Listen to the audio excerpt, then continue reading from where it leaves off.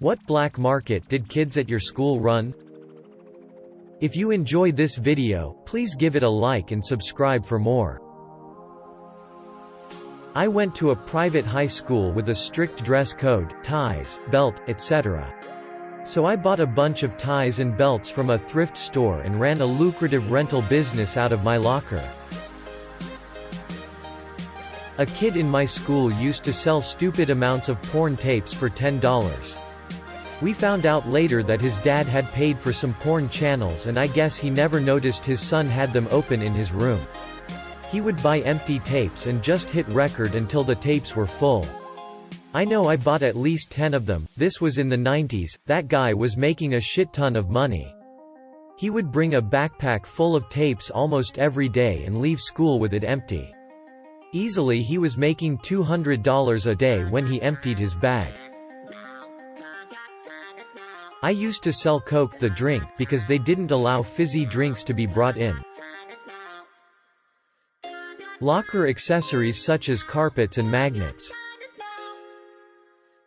Used to crush up warheads and mix them with sugar. Sold them by the straw with the ends melted. $0.50 a piece. Cuban sandwiches straight out a duffel bag before school. They were bomb, cheap and way better than the lunch in the cafeteria. At my school they took all sweets out of the vending machines and replaced them with healthy snacks. In the local town there was a sweet shop where you could buy a kilo of mixed sweets for £5, so every week I would go there and buy 1 pound of small paper bags and spend the Sunday night before school repackaging them all ready for the week ahead. Come Monday I would go into school and load my bag up every day selling the bags for 50p. In high school, this guy sold socks in the hallways. Banana chips were 25 in the vending machine in middle school. I always went to school early, so I always ended up buying all of them and selling them for 50 a bag.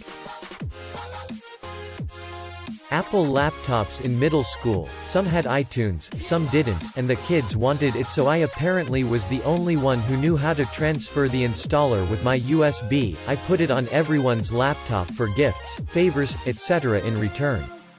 Got caught by the sub that day. I told her it was my flash drive, I could do what I wanted with it. And that's how I got my second detention of my life. Edit. Gifts were typical middle schooler shit: Yu-Gi-Oh cards, fruit snacks, best food trades during lunch, gain in popularity and hang out with the cool people. Obviously they were taking advantage of me, but I didn't mind. Silly bands. I remember a kid made like $50 one day. 2 years ago I was a sophomore in high school, and freshmen weren't allowed to go off campus but everyone else was. So I'd take orders, go to the local fast food shops, and get the goods. I'd up the price by about $2 and ended up making about $200 a month. Edit. $200 a month folks, not per year. The only guy in the school whose family had proper TV channels used to tape wrestling events and rent them out. I would buy 6 packs of soda for $1.79 and resell the 6 sodas for a total of $3. The location of forest porn. My school used the metallic ends of pencils as a currency. Bronze was rarest, so it was the most expensive. Green was most common, so it was the least. We traded for erasers or pencil cases or a spot up in the 4-square line. Eventually got banned, but we still operated with people acting as banks to keep the currency hidden and to keep transactions hidden. These little game coupons that our teacher gave out for winning class quiz games. Right when people were starting to get scanners, printers in their own homes, some kid made copies of his coupons and sold or traded them to other students. Edit. Since I have some people asking what the coupons could be traded for, it was usually a piece of candy or a pencil with a fun print or something similar. I think the kids ended up getting caught like 2 weeks into the scheme. When I was in the 6th grade, a teacher sold candy in between classes at marked up rates. A student decided to undercut her. That put an end to all candy sales. Nintendo games, some kid sold them off for like 10 or 15 bucks a pop.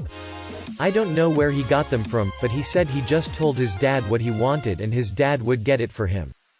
He'd ask for the same ones over and over and it didn't matter, he'd end up with 5 copies and he'd just sell 4 of them. Either the kid was the most spoiled brat in history, or his dad was straight up stealing them anyhow. Anyways, I could never get any. I had a Sega, but I remember that kid making a killing in grade 3. Asterisk updates and answers, it was NES. Please tell me how to download a car.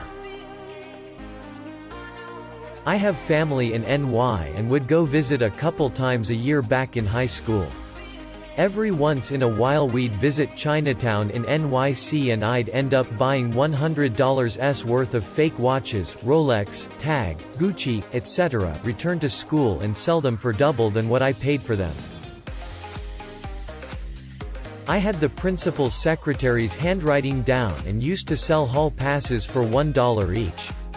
Made a killing. Edit, I don't really know how much I made, but it was in the realm of $5 a day.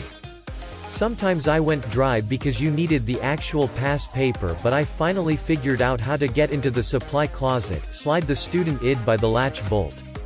I only took a few pads at a time so they wouldn't get suspicious. Edit 2, I could also forge my mother's signature.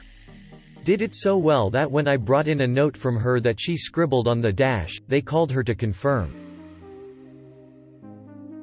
This girl Danielle convinced my best friend and I, along with some other people, that she could forever change the taste of saliva in our mouth. So that our saliva would taste like watermelon, cotton candy, bubble gum, etc. forever. She made us wait a couple days so we could really think about what flavor we wanted in our mouth forever. For example, she would tell us, "Are you sure you always want everything you eat to have a hint of watermelon?" Anyways, after a couple days and we picked a flavor, she charged us money. I can't remember how much, but it was probably 50 cents or something. She made us chew on all this crazy stuff like paper clips, erasers, and other things. Obviously our saliva never changed flavor and she stopped this. But I worked at Starbucks a couple years ago in my hometown and she came in and didn't even recognize me, and all I could think about was how that girl had me chewing on paper clips. MP3s and CDRs were just becoming available. A guy the first knew made a killing on mix CDs. Every week he circulated forms to fill out, where you selected the songs you wanted on the CD. The newest hits were on the top, and changed weekly. The rest of his library filled the rest of the form, and there was a space for requests. He'd deliver your disc the following week. He seriously made bank for a couple years until everybody started getting their own songs from LimeWire or whatever.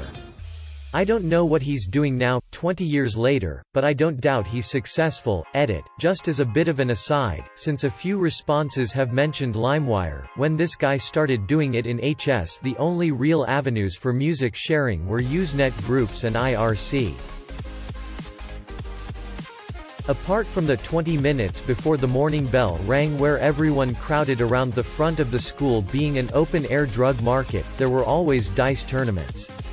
The rules were 2 people put down X amount of money on a game, then both people rolled 2 dice at the same time. Whoever got 7 or 11 first won the money. The winners of the first rounds would play each other for the amount of money they won in previous games. This went on until the bell rang, or it was broken up by teachers, school administrators. Things often continued in the afternoon after school let out. So many people got detention and suspended for repeat gambling. Looking back, it was hilariously stupid how much money was won and lost on a game of pure luck, and the sheer number of people who got in trouble for it. Yes, I was one of them. It's not anything bad, but we had a black market for food and another for birth control pills. Cinnamon toothpicks were all the rage in grammar school. I lived in an area with a lot of retiree-age people, a lot of which ended up raising their grandchildren. It really isn't a good area. Being older and from a rural area, they still don't trust online sites like eBay or Amazon, so I started ordering people things from those sites for actual money and added a charge for me to be making money off of it. It eventually got shut down because I got someone a USB in the shape of a pistol. It was the size of a USB and clearly a USB, but it didn't matter. The principal actually got the police involved to try to get me in real trouble. Thanks for watching. Please leave a like and subscribe for more content.